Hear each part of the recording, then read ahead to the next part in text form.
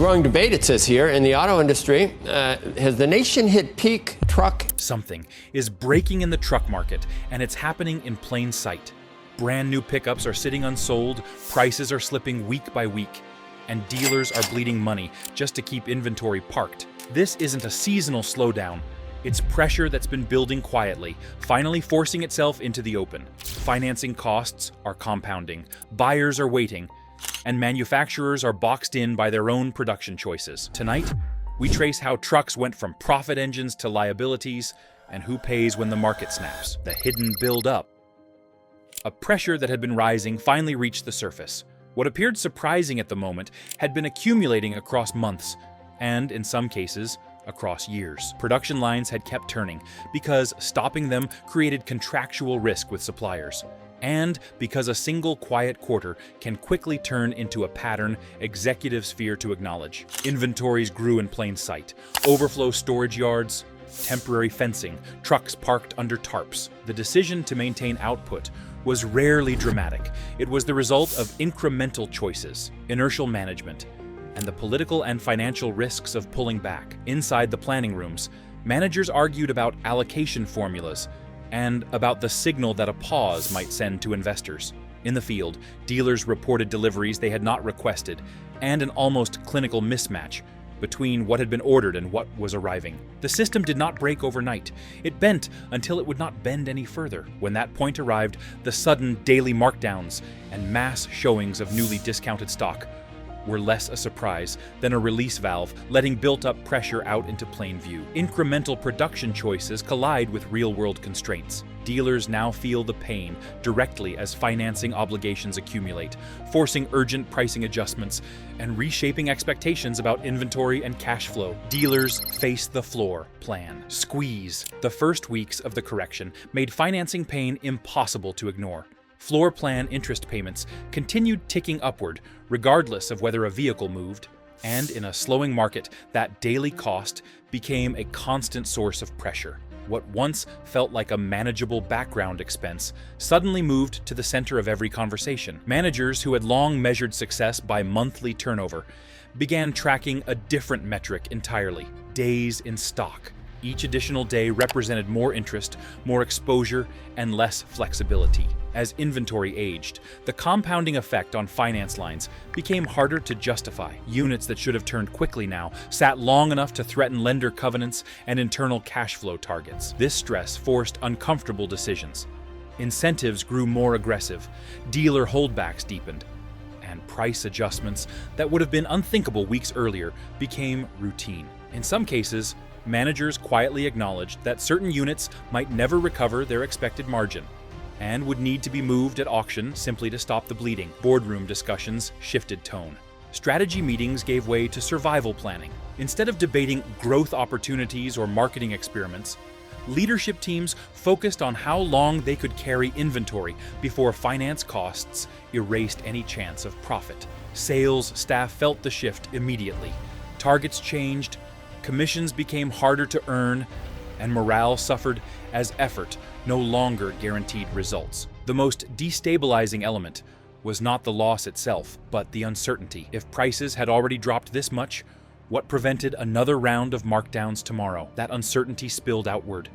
Customers who had recently purchased began calling with pointed questions about trade in value and loan balances. Those calls created reputational strain on top of financial stress, as dealers struggled to explain why a vehicle purchased in good faith now appeared worth far less. Each explanation felt thinner than the last. Trust, once assumed, now had to be actively defended. In many cases, the chain reaction became self-reinforcing. Floor plan pressure demanded price cuts. Price cuts trained buyers to wait. Waiting extended days in stock, which increased floor plan costs and justified further reductions. Each markdown made the next easier to rationalize. Over time, what began as a response to excess inventory hardened into a feedback loop that magnified the original imbalance. Dealers were no longer managing inventory, they were reacting to it, one day at a time. As markdowns spread and margins narrowed, attention began shifting away from financing spreadsheets and towards something more visible and unsettling. The numbers explained the pressure, but the empty lots told a deeper story. What mattered next was not how inventory was financed, but whether anyone was walking through the door at all. The empty showroom effect. The silence of a showroom carried a weight that no spreadsheet could fully capture. When foot traffic evaporated, the psychology of buying changed almost immediately. Shoppers assumed that waiting would lead to better deals, and that assumption spread quickly through casual conversations, online forums, and social feeds. A pause by a few buyers turned into hesitation by many. Sales teams began reporting full days without a single test drive, something that would have been unthinkable during stronger cycles. As traffic slowed, the traditional rhythm of retail broke down. The familiar cadence of greeting, test drive, negotiation, and close no longer applied. Sales staff found themselves repeating incentives that no longer persuaded, while customers asked questions that incentives could not answer. The deeper issue was not price alone, it was uncertainty. Buyers were no longer convinced they understood what a truck should cost, or whether today's price would look reasonable tomorrow. The absence of activity exposed operational fragility across the business. Finance offices, once buffered by steady volume, struggled to cover monthly overhead without consistent deals. Parts counters saw fewer walk-ins as fewer vehicles changed hands. Even service bays felt the ripple as routine maintenance appointments shifted toward essential work only. The entire ecosystem slowed, revealing how tightly retail operations depended on constant movement. Emotionally, the impact was profound. Showrooms that had once been loud, competitive, and confident now felt hollow. Salespeople paced the floor with nothing to do but refresh inventory dashboards. Managers watched the entrance more than the numbers, hoping for signs of life. The space itself began to feel like a signal. Silence communicated caution more effectively than any headline or analyst note. That silence mattered, because confidence is a market lubricant. When confidence flows, transactions move easily and small frictions are absorbed. When it disappears, every process becomes heavier and more expensive. Buyers scrutinize more, sellers concede faster, and negotiations stretch longer than expected. Silence became a metric of its own, reflecting not just low demand, but a collective pause in decision-making. Over time, the empty showroom reshaped behavior on both sides of the desk. Dealers adjusted staffing, shortened hours, and reconsidered marketing spend. Buyers delayed commitments, choosing observation over action. The market was no longer simply cooling, it was reorienting. And as buyers paused, the effects did not stop at the retail floor. Unsold units accumulated upstream, tying up capital and stressing logistics. What began as a showroom problem soon pressed against production planning itself, forcing deeper questions about output, margins, and how much longer the system could carry its own weight. Manufacturing margins start to hurt. A factory does not feel panic in the same way a showroom does, yet the arithmetic reveals the damage quickly. Every unsold unit became capital, tied up in final assembly costs. And as those units accumulated, the margin math for a plant altered dramatically. Managers debated slowing lines, but feared the downstream effects. Supplier penalties, loss of priority for critical components, and political pressure in regions where manufacturing employment mattered. Meanwhile, storage costs rose as companies rented overflow yards, and logistics chains strained under uneven flow. For higher margin, high trim models, the pain was sharpest. These variants carried the most profit per unit in boom times, and became the largest liabilities in a downturn driven by affordability concerns. Analysts watching production figures began re-estimating break-even volumes, and the new numbers looked much less forgiving. The result was a creeping conservatism inside industrial planning rooms, where the default assumption shifted from growth to preservation. That shift reverberated in capital allocation decisions, and the longer it lasted, the harder it became to return to the prior operating model. Rising costs and visible inventory gaps create opportunity. Lower-priced competitors suddenly gain attention, reshaping perceived value and shifting the conversation from premium indulgence to practical affordability. If this matches what you are seeing, share your experience in the comments so others are not navigating this alone. Like the video if this helped clarify what is happening, and subscribe to stay ahead. Are you waiting, negotiating, walking away, seeing lots fill, or already seeing deeper cuts, the affordable alternative appears. An unexpected competitor reframed the conversation. A simple, low-cost alternative showed buyers that capability did not always require premium pricing, and that realization shifted the bar for what was acceptable. The vehicle in question did not promise luxury, it promised utility at a fraction of the prevailing cost. And that contrast had a psychological effect. Suddenly, buyers willing to sacrifice certain bells and whistles could buy mobility without the large monthly payment that had become common. Dealers found this comparison difficult to counter with trim-by-trim arguments because the headline price disparity was stark and easy to illustrate. Once a credible low-cost option existed, bargaining chips changed hands. Consumers began to ask why premium trims were priced so far above practical utility. That question alone did more to erode perceived value than a handful of manufacturer statements about technological advantage. The affordability competitor did not have to take share in large volumes to change bargaining dynamics. It only needed to be credible and visible.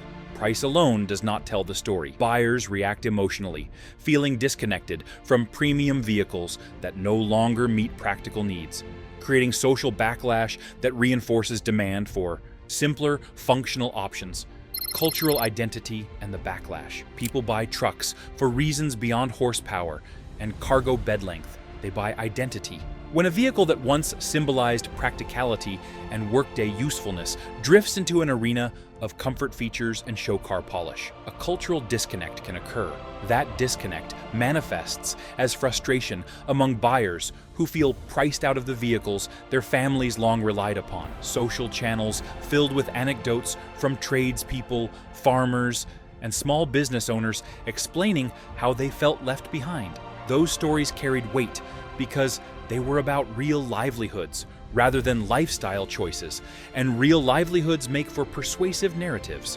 The emotional reaction did more than stir comments. It influenced actual behavior. Some buyers simply decided to walk away, unwilling to support a market that no longer reflected their needs. The longer that sentiment built, the more it amplified the economic dynamics at work, creating a united front of customers demanding simpler, more honest pricing rather than ornate feature lists they did not use. Transparency spreads through digital communities. Shared data on pricing, depreciation, and deals empowers buyers, reducing information asymmetry and strengthening collective negotiation power against traditional dealer tactics. The spreadsheet uprising grows. People who learned to manage complex budgets began to apply the same rigor to vehicle purchases. Online communities exchanged transaction snapshots, vehicle identification number origins, and regional price comparisons. What had once been an opaque negotiation now looked increasingly transparent as buyers shared templates for calculating total cost of ownership and typical depreciation profiles. Armed with this data, negotiating tables became less performative.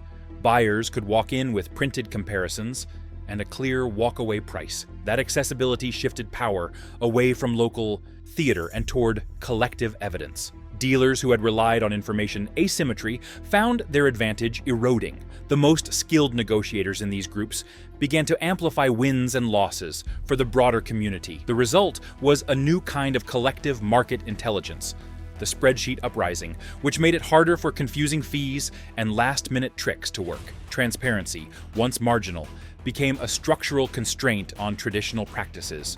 Manufacturers respond by simplifying trims, electronics, and modular designs. Product strategies pivot toward essential utility, balancing affordability with capability while attempting to preserve brand equity amid new buyer expectations. The product reset looms. Behind the scenes, design teams and procurement leaders started sketching a response. When buyers made clear they would no longer pay for complexity that offered minimal practical benefit, product strategies had to change.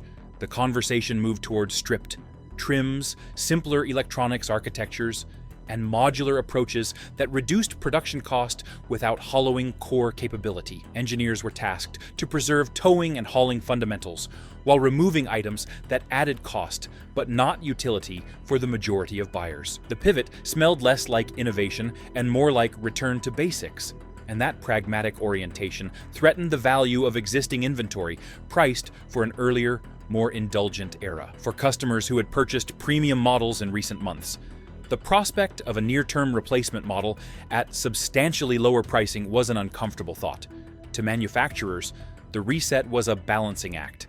How to protect brand equity while rebuilding price parity that matched consumer expectations. The stakes were high and the timeline compressed. Investors recalibrate. Compressed margins, slower turnover, and changing consumer behavior influence equity valuations, capital costs, and strategic priorities. Highlighting how inventory pressure in lots ripples into boardrooms and markets. Financial markets reassess value. Investors who had relied on pickup margins to stabilize earnings began to update models. Truck segments had been profit centers, underwriting broader research and expansion plans. But when margins compress, the entire corporate valuation equation changes. Equity analysts asked new questions about inventory rates, incentive burn, and the potential for earnings per share to be lower than previously forecast. Market responses reflected that uncertainty in share price volatility and in more cautious guidance from management. Credit markets paid attention as well. The cost of capital for certain projects rose as lenders recalculated risk in a less predictable product category. That repricing of risk had immediate tactical consequences. Planned investments for new plants or for expensive technology programs were delayed or reprioritized. In short, the shock in lots fed into boardrooms and into the capital markets. And those shifts in turn influenced decisions about how quickly a company could adapt or how much financial cushion it could offer dealers during a downturn. Economic stress becomes political. Empty lots and affordability struggles attract scrutiny, forcing manufacturers and policymakers to navigate messaging, employment concerns, and public expectations under amplified media attention. Politics turns pricing into a weapon. When affordability becomes a visible struggle for large groups, it becomes a political story. Elected officials and political strategists found fresh material in footage of empty lots and in testimonies from families feeling squeezed by vehicle costs. What began as an industry debate about allocation and pricing quickly migrated into town hall rhetoric and campaign messaging, where tariffs, trade policy, and manufacturing choices were reframed as either defenses of domestic labor or as causes of regional pain. The political weaponization of pricing complicated the path to a technical fix because policy decisions operate on different timelines than production changes. At the same time, political attention increased pressure on manufacturers to demonstrate local job protection and on legislators to seek quick wins for constituents. The result was not a single unified solution, but a louder public discourse that constrained the options companies could pursue without appearing to abandon communities or workers. Production adjustments meet human limits. Workers demand safeguards and stability, complicating managerial options. Labor engagement becomes central to how quickly the industry can adapt without social or operational fallout. Labor and the new resistance. When an industry resets, the people who depend on its rhythms notice quickly. Workers in assembly plants and parts suppliers saw production shifts translate to shorter shifts, revised schedules, and in some cases, halted investments in expansion. Unions and worker committees pushed back, demanding clearer guarantees and protections for hours and benefits that families relied upon. The social contract that long underpinned manufacturing regions came under negotiation in a new way, not just about wages, but about the predictability of work itself. Labor insisted that any adjustment in production strategy should carry safeguards for those whose incomes funded local economies. That insistence complicated managerial choices. Slowing production might solve inventory pressure, but doing so without worker protections risked strikes, bad publicity, and political fallout. The result was a renewed bargaining environment where workers asked for a seat at the table rather than being treated as variable cost items. The outcome of that bargaining would influence both local resilience and the pace of any recovery. Families reconsider ownership. Depreciation, trade-in value, and financing risk shift into daily budgeting, influencing decisions about timing, vehicle choice, and willingness to invest in premium trims. Households recalculate their risk. At kitchen tables, families did the math. Depreciation that had once been a background assumption moved into the foreground of household budgeting. Conversations about trade in value, loan amortization, and repair reserves became standard. Some households chose to delay purchases, preferring to wait for clearer signs of stability or for the arrival of simpler, lower-cost models. Others decided to hold on to older vehicles longer, prioritizing cash flow over a new financing arrangement that might be underwater within a short span. The psychological shift was notable. Where once owning the latest model conveyed status, the new conversation centered on resilience and on predictable total ownership cost. That change in consumer priorities made it harder for certain premium trims to find buyers, and, in many cases, lengthened the sales cycle for new orders. Over time, household behavior aggregated into a market effect that further pushed pricing toward clarity and away from theatrical features that did not matter in daily utility. Simpler, low-cost alternatives exploit domestic vulnerability. Competition constrains pricing power and forces incumbents to reassess value propositions, accelerating the market's structural reorganization toward affordability and functionality. Foreign competitors move into the gap. Companies operating in other regions observed openings and reacted swiftly. Low-cost manufacturers, some backed by different approaches to supply chain funding and product simplification, began to offer credible alternatives. These entrants did not need to replicate every feature.